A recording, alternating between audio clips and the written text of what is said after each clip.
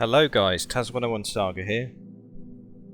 This review is definitely long overdue by this point, as I've had this lovely M249 for a few years now. It's been thoroughly used and abused, both before and after upgrading to Bullgear custom parts. So I'm here to throw my hat in the ring and give you a comprehensive breakdown of both the gun and its upgrades. This take by Classic Army is based on the M249 Para model, with a collapsible telescoping stock and a shorter 13.7 inch barrel. The original top cover is that of a Global War on Terror era Mark II with incorporated 20mm Picatinny rail. However, I've converted this one to a British Army specification L110A1 from the same period, which lacks the heat shield, has a different top cover, rails and back sight. There are numerous M249 entries on the Airsoft market as of 2025, A and K being the most popular. This is an older Classic Army, of which there is very little difference. Lightweight Sportline versions are also produced by a couple of manufacturers, and a gas blowback version by VFC hit the market a couple of years ago. Regardless of which electric model is in discussion, the same two common complaints by end users are forever present: poor feeding reliability and a proprietary hop unit of poor design and materials. Fortunately, for those willing to do their own teching, there is an excellent solution in the form of Bullgear Custom. I've now been running Bullgear's magazine, adapter with wiring harness and hop chamber in both my M249 and PKM for over 2 years now, and have much to say about them. Spoiler alert, it's all positive.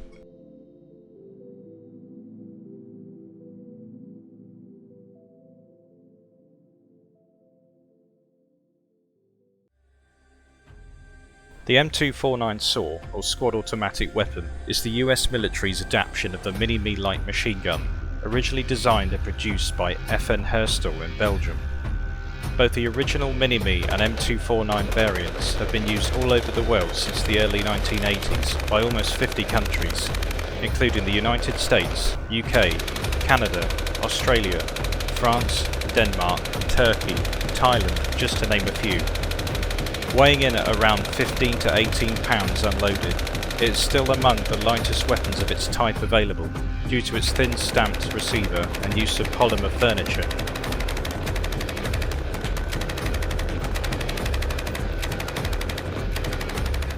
The real steel version is chambered in the ubiquitous 5.56mm NATO intermediate cartridge, fed from a 100 or 200 round box of disintegrating belt link. It can also accept Stanag magazines from standard service rifles for use in emergencies. The Mini-Me design utilises a gas-operated open bolt system with a quick change barrel. Cyclic rates can vary from 700 to 1000 rounds per minute, with a stated maximum effective range of 800 to 1000 metres, but is most effective under 500 metres. Since its early inception, the core of the design has remained mostly unchanged and has proven itself to be an adaptable weapon over time. Subsequent variants have seen the addition of Picatinny railed top covers and rail systems for mounting optics, foregrips and laser light modules, different barrel lengths, stocks, muzzle devices and an improved bipod as seen on the Mark III version. There is also a 7.62mm version known as the Maximi, which is in use by a few countries, known as the Mark 48 in US service. I was lugging one around at a reenactment recently, an equally nice piece of kit. The Mini-Me family has always been one of my favourites after countless war films, documentaries and video games growing up. I'm sure many watching can relate. From Black Hawk Down to Call of Duty and the evening news, it always pops up somewhere.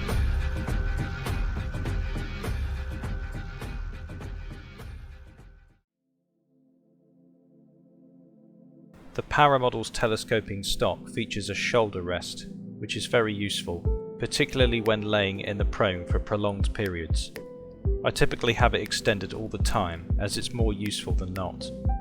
For storage, transport or manoeuvrability in tight spaces, the stock can be collapsed, reducing the weapon's overall length. To do this, pull on the butt plate to unlock it from the receiver, rotate and push forward. To deploy the stock, just pull and rotate in the opposite direction.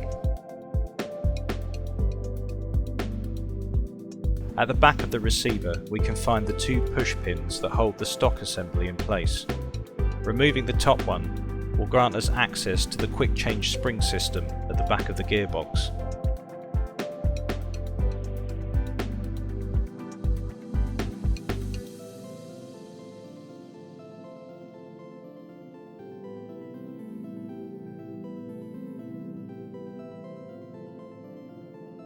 The rear sling point can be found here. I'm using a British GPMG sling.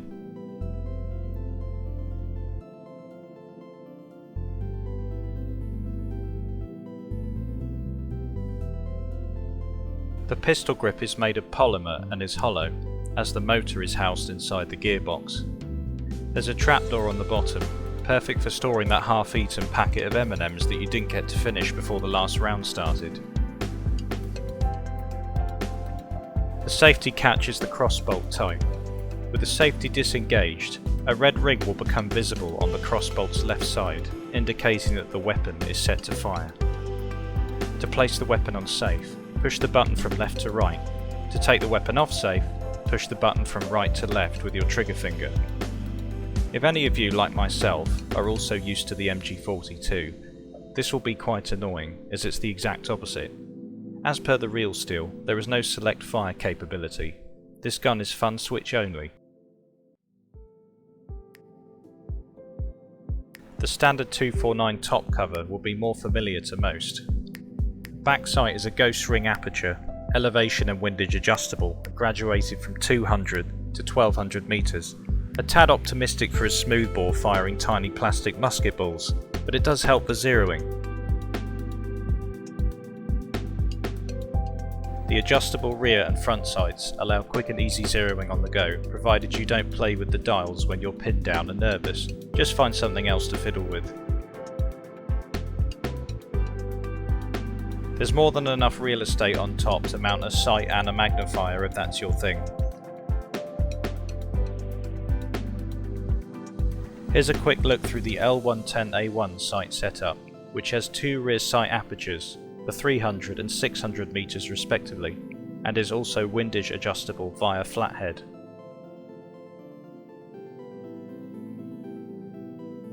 This is a British spec backsight and SUSAT rail, fitted to a stripped out Mark I top cover.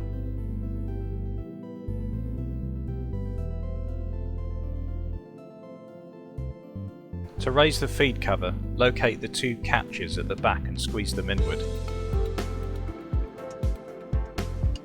The top cover does have a spring, but it's too weak to be useful and doesn't hold the cover up like the real steel. Underneath we can see the top of the gearbox shell, the quick change spring release catch, and the feed tray, which will accept a real belt of 5.56 link. I silvered mine to give a more realistic appearance. Raising the feed tray will give us access to our rotary hop dial, seen here in red on the Bullgear hop unit.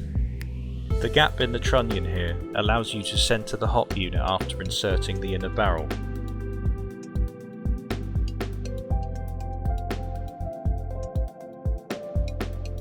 The wiring harness for the Bullgear box magazine adapter is here. When closing the feed cover, I recommend holding the catches in to reduce wear on the parts, as they aren't steel. On the right side of the receiver is the cocking handle, which is purely cosmetic on this model and irrelevant to the operation of the gun in this case. I removed the spring and added some tape to the underside to stop it flopping about. After this it can be fully retracted, activating the dust cover as per the real steel. Underneath the cocking handle is the fake ejection port cover. Unlike most belt-fed designs, the M249 ejects to the right and not down. This allows the underside mounting of box magazines into this mounting bracket. Located on the opposite side is the barrel release catch, which operates just like the real steel. This is necessary on the Airsoft version in order to install or change batteries, which sit in the space between the outer barrel and the handguard.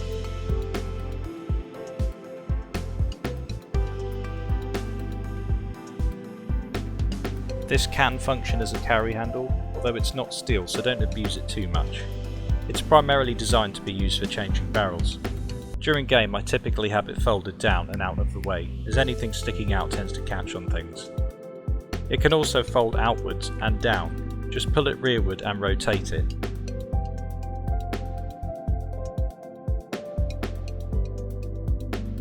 As per L110A1 specification, I replaced the Mark II handguards with the earlier Mark Is, which differ slightly in appearance and texture.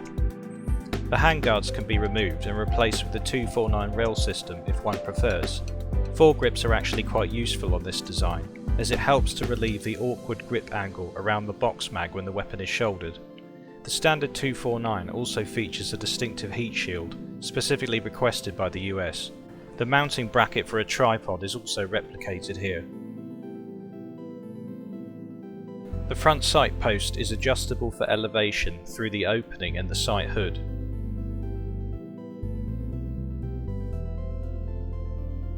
If desired, you can also drift it for windage by loosening this small grub screw. Make sure you Loctite this or the front sight will eventually loosen and can be knocked off. Not something you want to be looking for during game.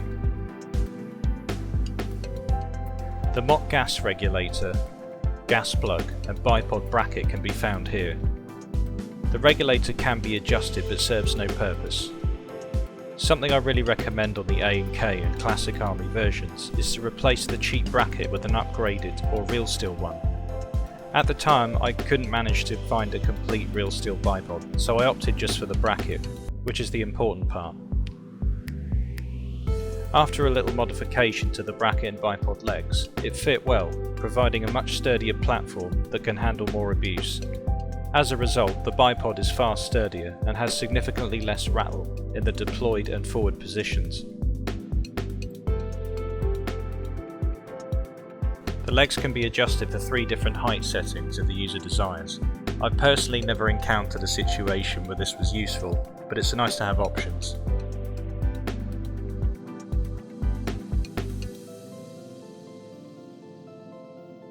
To fold the bipod, squeeze the legs together and swing them either forward or backwards and up into the handguard.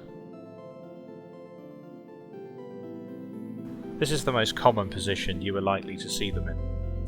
I play in a lot of woodland sites with dense foliage, where they easily get caught up if swung forward or deployed.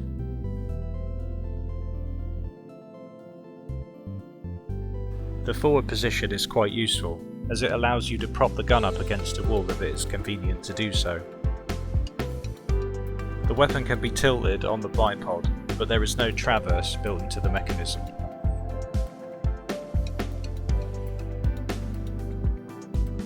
And last, we had the distinctive FN flash eliminator for use with the shorter 13.7-inch power-length barrels. This can be unscrewed to reveal a 40mm counterclockwise thread. And now the world's your oyster in regards to flash hiders, suppressors, barrel extensions and so on. However, be mindful that if you wish to mount a suppressor on one of these barrels, you'll have to use either an extension or a flash hider and QD suppressor combo that can work around the gas regulator as it sticks out a fair bit. If not, then put some Loctite on these threads and leave it be. Right, how do we get the big girl singing? Activate the barrel release catch. The inner barrel is spring loaded and will pop forward. Lift the barrel assembly off.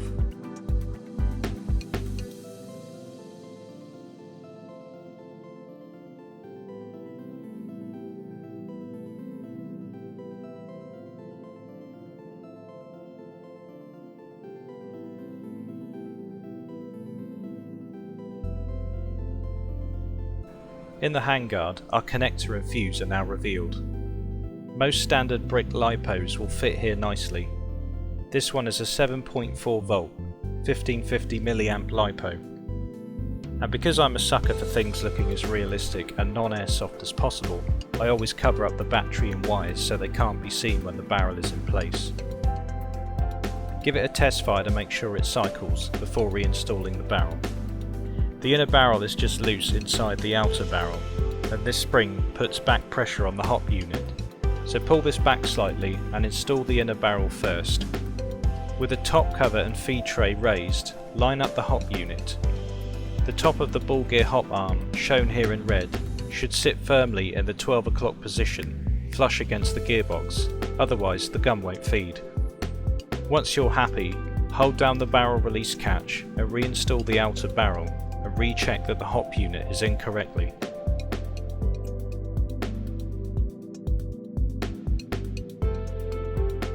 And now for the best upgrade you could possibly get in regards to reliability, the Bullgear box magazine. I'm sure some are thinking, what actually are these and what is all the rave about? So, Bullgear Custom make 3D printed drop-in inserts for various LMG box mags on the market. I have the PKM one, which is excellent. For the M249, I opted for the standalone box magazine. This version is based on the 100 round nutsack magazine and holds approximately 2,500 BBs, offering a completely wireless and tubeless design. This magazine runs directly off the gun's main battery, and therefore isn't reliant on its own battery, sound detection and other winding mechanisms which plague most standard box mags on the market with reliability problems. It also fixes the annoying door that likes to pop open by itself during game, like my old classic army one used to. I used to have to tape it down to prevent it from opening, whereas Bullgear has opted for a sliding trapdoor with a magnet, allowing quick and easy refills, and only opens when you want it to.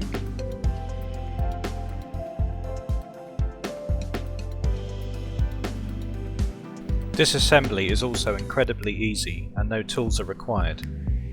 Open the zip and undo the screw base plate at the bottom, separating the two halves.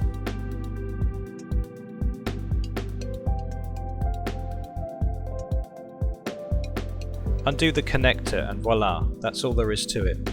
No more wasted space and plastic gears, just a single aluminium gear that won't break.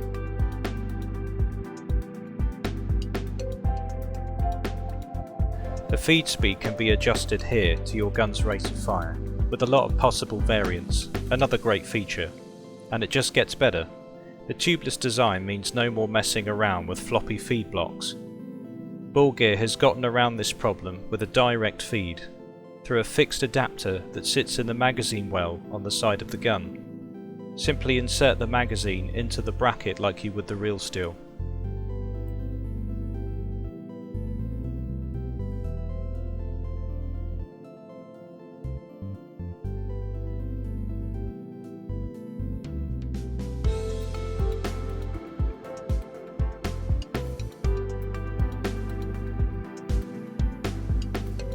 Once seated, the brass connections and feed channels in the magazine and adapter line up, permitting a consistent flow of BBs in a system that isn't prone to flex or steep angles. Combined with its ability to run directly off the main battery, this allows for a totally reliable feed, as there is very little that can go wrong, provided the internals are clean of course. I drilled and tapped a small hole to the exterior of the box mag, allowing me to attach a few rounds of 5.56 on the belt to add to the look.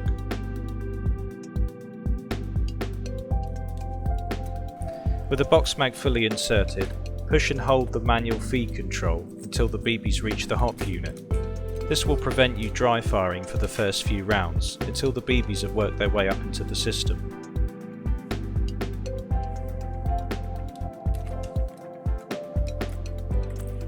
To release the magazine, remove the belt if you have one, push and hold the magazine release catch, and slide the box magazine off to the left. Any BBs in the adapter will fall free, but the BB retaining piece, located on top of the box magazine, will prevent any loss of BBs from the mag. The only real downside to this system that I can think of is that it is not a drop-in kit. You will have to be a little bit tech savvy and handy with a soldering iron, as you'll need to rewire the microswitch to the supplied adapter in order for it to work. For a small bit of effort, you can have a completely reliable system that's quick to load and remove without any hassle. It's the single best upgrade I think I've bought for a gun to date. The box mag insert versions all have the same reliability benefits, minus the wireless feature, The standalone version is designed to fit all basic A&K and classic army type M249s on the market. My example just needed a little filing work on the magazine to lock in place on this classic army. I also added a little dab of epoxy to shim it, as I had some initial alignment issues preventing feeding. I've zero complaints about any of the required work, as the end product is totally worth it. Let's compare the classic army / A&K style hop chamber to the upgraded Bullgear. Bullgear hop chamber has two major improvements: better quality control and the ability to use a standard rubber and nub combination. The original hop unit has a much smaller window for the vertically installed hop nub. To this day, myself and many others cannot understand why they chose to do this, as it reduces the size of the contact patch and is therefore providing insufficient hop. There are certain tricks you can find in Airsoft forums online regarding cutting hard plastic pen tubes to length and installing those instead. Something I tried at the start, but it still wasn't satisfactory. Bullgear circumvents all the trouble by just allowing us to use a standard AEG hop rubber and a horizontal nub. I am using a Prometheus purple rubber and nub with a 1mm brass pin inserted inside the nub to harden it. It's not breaking any Airsoft records for range and accuracy, but I've found this to be more than sufficient for an LMG, and it gives you a nice beaten zone at the extent of its maximum range, which is around 65 to 70 meters, more than enough for anywhere I'm usually playing.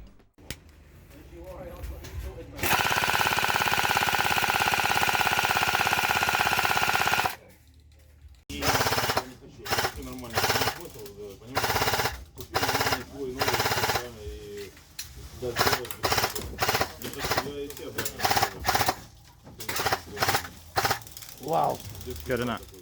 Due to a quality control issue on this classic army, the zinc block which sits in front of the gearbox and supports the hop chamber at 12 o'clock was in fact sat at 1 o'clock on my example, causing my shots to arc to the right as the contact patch was in the wrong position. After modifying the block, I had to enlarge the feed hole on the hop unit to correspond with its new position, and as ugly as it looks, it's 100% reliable as a result.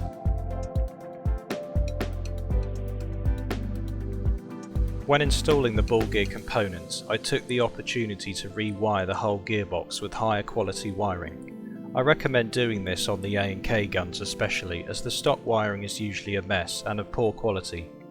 The rate of fire on my A&K PKM increased just from rewiring it with better quality stuff. So that says a lot for the stock wiring, in other words, not much. I didn't want a super fast cycling rate of fire, as that's not my preference, so I went for my usual fast enough upgrade parts. SHS high torque motor, SHS 13:1 gears, short stroked by 2 teeth, SHS full steel tooth piston and palm head, and a higher quality micro switch, as the stock ones are usually garbage. With the hop set, it's currently shooting at around 270 FPS on a 0.3 gram BB, so around 15 feet under sight limits, which is excellent. And as always, I'll talk a bit about my experiences in the field, as I've taken it out plenty of times by now. So, unsurprisingly, I was initially disappointed. I had some quality control issues with the standard classic army parts that I didn't massively notice until I skirmished it, as they weren't too apparent at indoor ranges, along with the usual feeding problems nonetheless. I think the second time I fielded it, the micro switch lever got dragged up into the gun, and I ended up in a runaway gun situation, which wasn't the best thing to happen in a crowded room, but my good muzzle discipline saved me from a good telling off from the boys. The bipod was pretty wobbly and shoddy and showed extensive signs of wear after just a few skirmishes, which I fixed by adding a real steel part. I never had an issue with the gearbox particularly, despite never opening up initially. This is one of the few guns that I didn't immediately upgrade out of the box, which I definitely should have in hindsight. However, all that changed the day a package full of Bullgear parts arrived. After an afternoon of fiddling, soldering and also upgrading my gearbox, I fired it up and it seemed to be working and sounding better than ever, but as usual, you never know until you field it. When you step onto the field and enter that strange airsoft wormhole where items that worked perfectly in your house suddenly do not, here was an impressive exception. The range and accuracy had dramatically improved. After setting the feed speed at the range, I took it out for its first game, post-upgrades, at Ground Zero Woodland in Hampshire, and was quickly satisfied. It was like a totally different gun, and several thousand rounds and a couple of routine servicings later, it hasn't skipped a beat. I've never had a stoppage with it since, although funnily enough last weekend I took it out and thought something had finally gone wrong with it when it suddenly started skipping a lot of BBs during a firefight. I flipped open the trapdoor and discovered I was simply out of ammo. I've mostly used it with the iron sights in its L110 format, but this weekend just gone I tried it with the Elcan Spectre 1-4 sight mounted for the first time, and that increased the range of my kills by quite a margin, as I could lob them in beyond 60 meters like a small artillery piece and land them on faults from above, which is always amusing. Given that it has a large handguard, it's easy to shoot offhand, and the short barrels make it easier to maneuver in tight quarters, especially with the stock collapsed. With all LMGs, if you sprint around trying to use it like an assault rifle, you're going to feel the weight pretty quick, and it's not the lightest of weapons. The weight doesn't bother me as I use it as intended, suppressive fire to cover the movement of my teammates from a static position until it's time to move to a better position. It's far more effective used in this way, as that's what it was built for. A nice padded sling such as this GPMG sling does help when lugging it from one end of the sight to the other, but during gameplay itself it can become a bit of a hindrance, so I don't always have it attached. When shooting from windows I prefer to have the bipod folded, otherwise it raises your profile too much and can easily slip off. The weight puts most players off this kind of platform, but if you enjoy the support role as much as I do, you won't care, as the capabilities of a support gun used in the right way outweigh its drawbacks in regards to weight and bulkiness for me.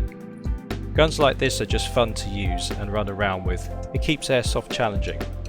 Since I've got it running like a sewing machine compared to when it first arrived, I subsequently have no further plans to change anything on it. In terms of how many rounds I've put through it, it's possibly the most reliable electric gun I own alongside the PKM, which is also Bullgear upgraded, and I think that says a lot for the Bullgear parts. It really is excellent, and I recommend it to anyone who's willing to install it. So if you're fed up with the stoppages and breakages, hunt one of these kits down and get soldering. You won't be disappointed. Well guys, that's another wrap for today. I think that's covered everything pretty well. If I have missed anything that you'd still like to know, and you do have questions, I'll always find time to answer them. Just post them down below. And as always, if you made it this far, thanks very much for watching this video. Do feel free to rate, comment and subscribe. Be seeing you. Take care guys.